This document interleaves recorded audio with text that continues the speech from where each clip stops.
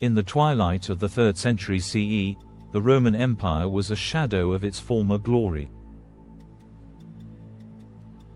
Political chaos, economic instability, and relentless external threats had brought the mighty empire to its knees. Amidst this turmoil, a man of humble origins would rise to restore order and reshape the destiny of Rome.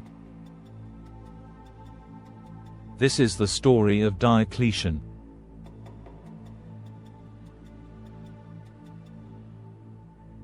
Born around 244 CE in the rugged province of Dalmatia, in what is now Croatia, Diocletian's early life was far from the grandeur of Rome. His Illyrian roots and modest beginnings didn't deter him.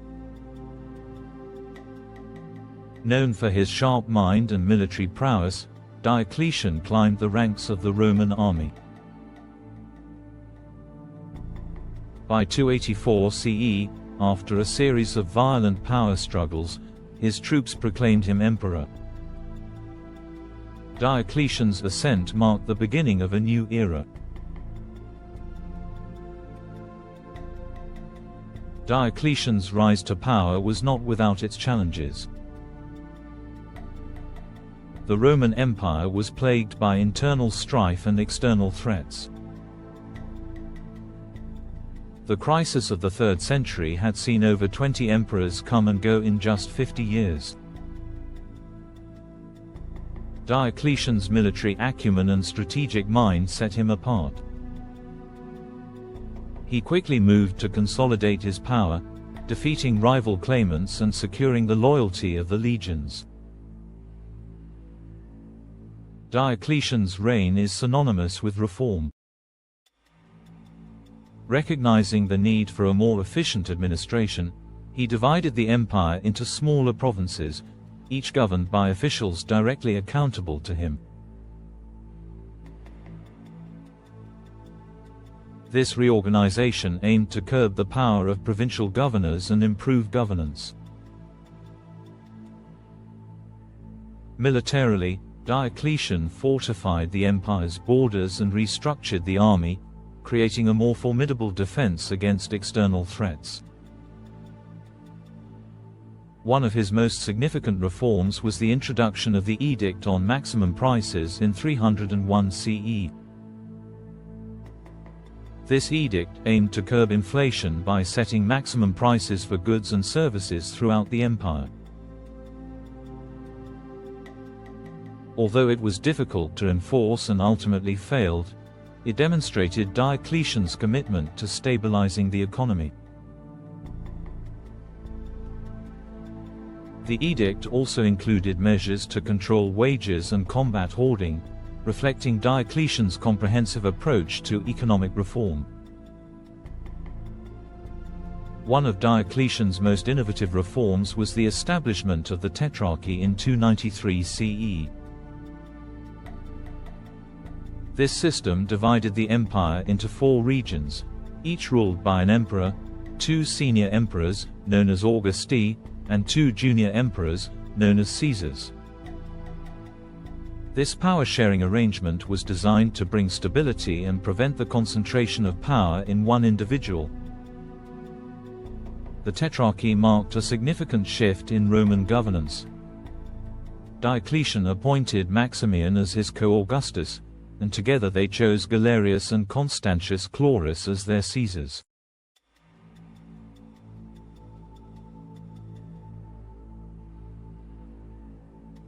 This system allowed for more efficient management of the vast empire and provided a clear line of succession, reducing the likelihood of civil war.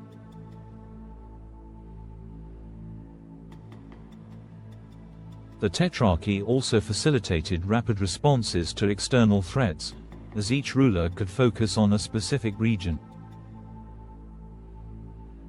Despite his administrative successes, Diocletian's reign is also marked by the infamous Diocletianage persecution. In an effort to revive traditional Roman religious practices and unify the empire under one faith, he launched the last and most severe persecution of Christians. This period saw widespread destruction of Christian texts and churches, and many Christians faced imprisonment or execution.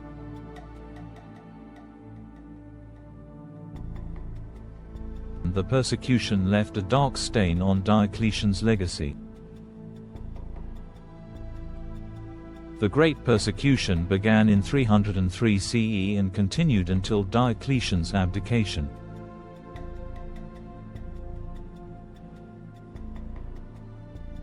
It was driven by a desire to restore the old Roman gods to their former prominence and to eliminate what was seen as a threat to the unity and stability of the empire.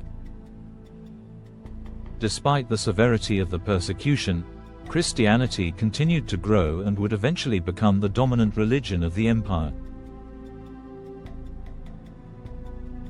Diocletian's reign was marked by numerous military campaigns aimed at securing the empire's borders and dealing with internal revolts.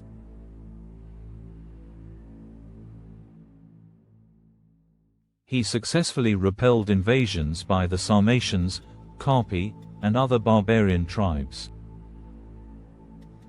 His military reforms included the establishment of mobile field armies, comitatenses, and the strengthening of frontier defenses, limitanae. One of his notable military achievements was the defeat of the usurper Carausius, who had declared himself emperor in Britain and northern Gaul. Diocletian's co-emperor, Maximian, led the campaign that ultimately restored these territories to Roman control. In addition to the edict on maximum prices, Diocletian implemented several other economic reforms. He reformed the tax system to make it more equitable and efficient. Taxes were now based on a census of the empire's population and resources, ensuring a more consistent revenue stream for the state. Diocletian also introduced a new coinage system to combat inflation and stabilize the economy. Diocletian's administrative reforms extended beyond the division of provinces. He increased the number of administrative officials and created a more hierarchical bureaucracy. This new structure allowed for better control and management of the empire's vast territories. Diocletian also established new administrative capitals in the eastern and western parts of the empire, reducing the reliance on Rome as the sole center of power. Diocletian's reign saw a revival of traditional Roman religious practices.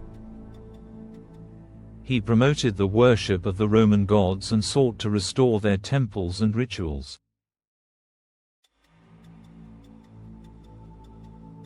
This religious revival was part of his broader effort to unify the empire under a common cultural and religious identity.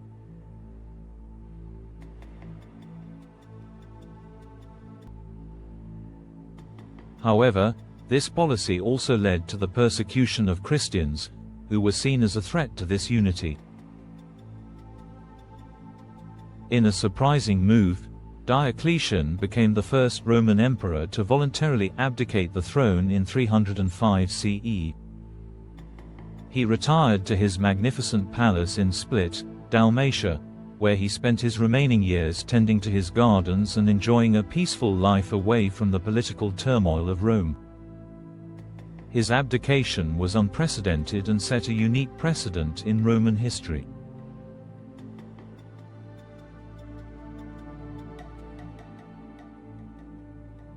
Diocletian's palace, a massive fortress-like structure, still stands today as a testament to his legacy. In his retirement, Diocletian focused on his health and well-being, a stark contrast to the tumultuous years of his reign. Diocletian's reforms laid the groundwork for the later Byzantine Empire and helped stabilize the Roman Empire during a tumultuous period. His legacy is a testament to the impact of strong leadership and innovative governance. Today, the ruins of his palace in Split stand as a reminder of his enduring influence.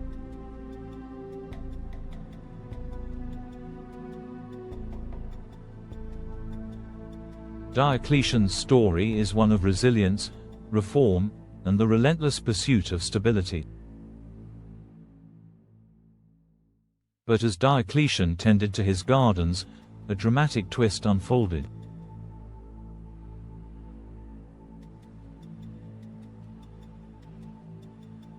Rumors began to spread of a secret plot against him, orchestrated by those who resented his reforms and feared his influence even in retirement. Whispers of betrayal reached Diocletian's ears, and he found himself once again at the center of a political storm. In a final act of defiance, Diocletian summoned his former co-emperor Maximian and the other rulers of the Tetrarchy to his palace. There, amidst the grandeur of his retirement home, he confronted them with the rumors. The tension was palpable as Diocletian, the once mighty emperor, stood before his peers, demanding loyalty and justice. The confrontation ended with a reaffirmation of the Tetrarchy's unity, but the seeds of distrust had been sown.